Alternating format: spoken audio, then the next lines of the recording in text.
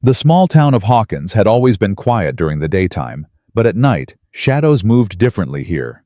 This time, something far darker and far stronger than anything the town had faced before was creeping closer. 11. Mike, Lucas, Max, and the rest of the gang had thought they had seen it all. Demogorgons, mind flayers, and endless terrors from the upside down. But nothing had prepared them for the chaos that was about to unfold. It began with strange noises echoing through the streets. Sirens didn't sound. Dogs didn't bark. Just a low humming vibration in the air, like the world itself was trembling. 11 felt it first. Her hands started to tingle, her hair standing on end as if warning her of something enormous. Mike noticed her tension and grabbed her hand, whispering, "What is it, Elle?" But before she could answer, the sky above Hawkins split with a sharp, electric crack. A dark portal shimmered like broken glass, and from it emerged something terrifying. Mac Z. Unlike anything they had seen, Mac Z was a shadow creature, tall and jagged, with glowing eyes that burned like molten metal. Its voice was not a voice, but a resonance that made the ground shake. "Hawkins will fall, and you cannot stop me." The gang ran, but the streets twisted around them. Buildings seemed to bend, as though the upside down was leaking into their world more violently than ever. Lucas fired his slingshot at the creature, but the bolt melted in midair. Max tried to throw her bat, but Max Z's presence warped space around him, and it floated harmlessly away. 11 stepped forward, fear sharpening her focus. She felt the energy of the town, of her friends, and even of Max Z itself. The battle was not just physical. It was mental, emotional, and beyond anything she had ever fought. She pushed her mind toward the creature, trying to connect, to find a weakness. Max Z laughed, or at least the sound reverberated through their heads, a cruel echo of every fear they had ever had. Suddenly, it split into two forms, and a second Max Z emerged, faster and more aggressive than the first. The gang was trapped. Trapped in a nightmare that was real, where every step closer seemed to pull them deeper into despair. Max yelled, "We need a plan now!" Mike, always the thinker, realized something. "Elle, it's not just about fighting it. We need to make it angry enough to make a mistake." 11 nodded, understanding what Mike meant. Instead of attacking, she began to lure Max Z, teasing it with fragments of their memories and emotions, happy ones, sad ones, everything it could not fully comprehend. The creature paused, confused by the sharp contrasts in human feeling. Lucas and Max knew what to do. They started creating diversions, leading the two forms of Max Z into the town square. The battle began to feel like a chess game, each side trying to anticipate the next move. Strange things happened.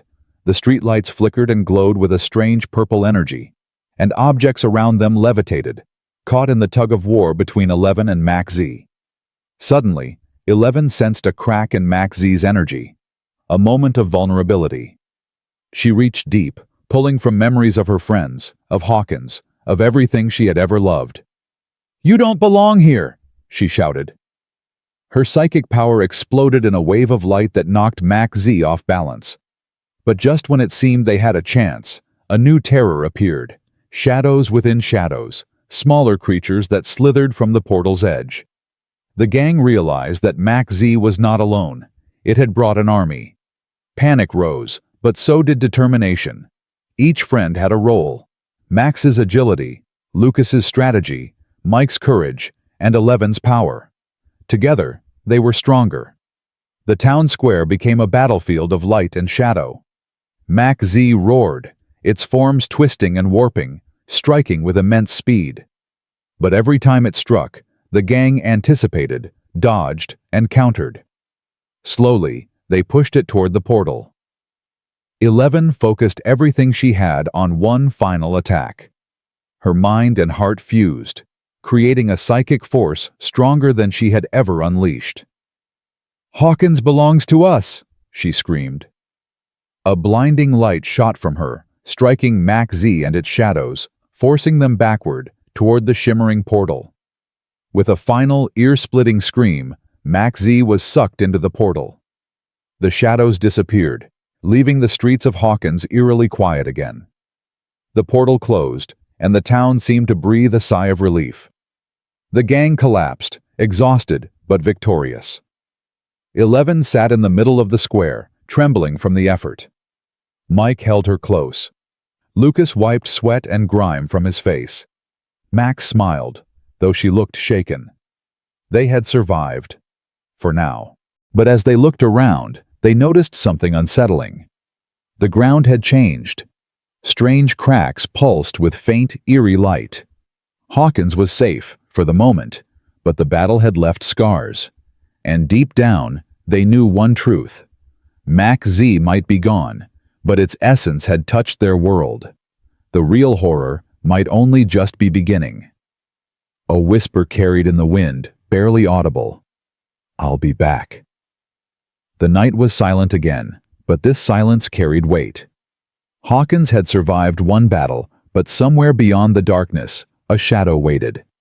And when it came again, it would be unlike anything they had ever imagined. The friends stood together, knowing that fear could not break them, but the unknown always could. And the story of Hawkins was far from over. Like, comment, and share if you were shocked by Mark S. and Mark Scout's encounter. Subscribe and hit the bell icon to stay updated on all Severance secrets and behind-the-scenes moments.